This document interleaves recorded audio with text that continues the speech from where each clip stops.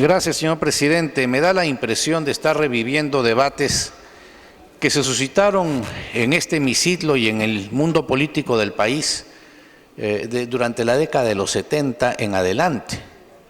Recordemos que el año 1968, cuando el presidente Belaúnde es depuesto por Velasco Alvarado, el Estado peruano tenía 18 empresas públicas.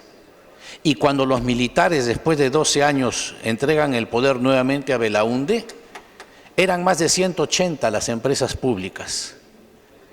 Esta situación no se revirtió en la década del 90 y por eso muchos analistas consideraron dicha década y los dos gobiernos que tuvo esa década como la década perdida, porque no se reformaron las cosas y se mantuvieron. Cuando el 28 de julio del año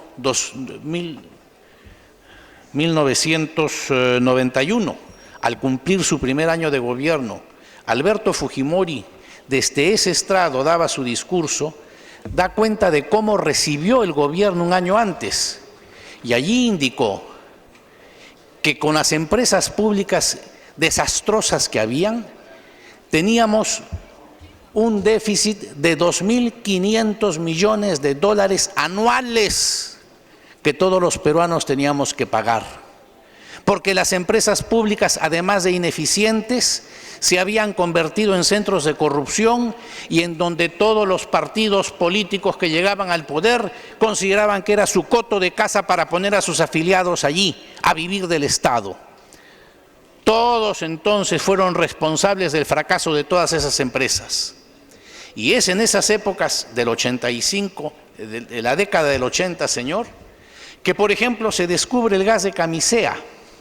Y entonces también se suscitó un arduo debate que yo he estado presenciando como miembro de la Cámara de Diputados en los años 85 al 90, en donde se discutía quién debía explotar el gas de Camisea, si la Shell, que era la empresa que lo había descubierto, o el Estado.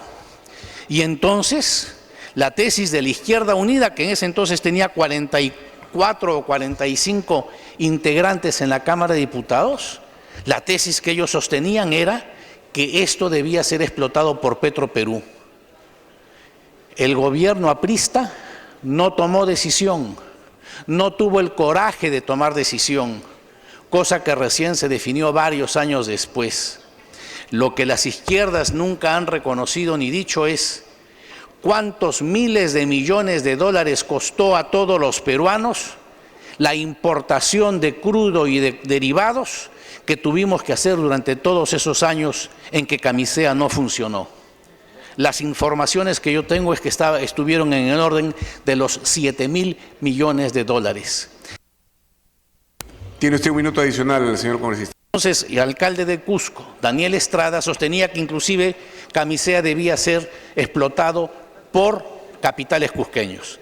Frente a todo ese desbarajuste, señor, es que en la Constitución de 79 se establece el artículo 60, en donde sí, y lo digo con orgullo, mi bancada es la que introduce ese candado en virtud del cual se dice que el Estado no debe desarrollar actividades empresariales sino subsidiariamente en determinados casos y solo autorizado por ley expresa. Esa es la situación en virtud de la cual Petroperú está donde está hoy en día. Y hoy en día, según ha manifestado la propia ministra en la Comisión de Energía y Minas el día de ayer, mientras que la empresa que se está yendo del lote 192 tiene 200 o 300 y pico de personas dedicadas a la explotación del lote, Petroperú solamente tiene en el departamento pertinente 6 personas. ¿Puede en esas condiciones Petroperú asumir el manejo de un lote que en este momento requiere 300 personas aproximadamente? Ha terminado su tiempo, congresista Bedoya. Para concluir, por favor. Evidentemente no está en condiciones, señor. Y lo que ha hecho el Estado me parece que es lo único que le quedaba. Pero no puedo terminar, señor, sin decir que esta situación a la que hemos llegado al día de hoy es producto de la ineficiencia de este gobierno en encarar el tema. Porque el vencimiento del plazo de la empresa que se retira dentro de 2 días estaba siendo anunciado desde hace años y se venía diciendo que había que arreglar con las comunidades nativas y se decía que había que convocar oportunamente a la licitación.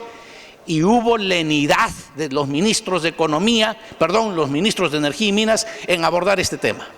En consecuencia, aquí hay una responsabilidad de este régimen frente a un desinterés, una ineficiencia para encarar un tema que todos le advirtieron que se venía encima. Ya sobre las otras consecuencias de esta legislación y de esta situación, los otros miembros de mi bancada se referirán, señor presidente. Gracias.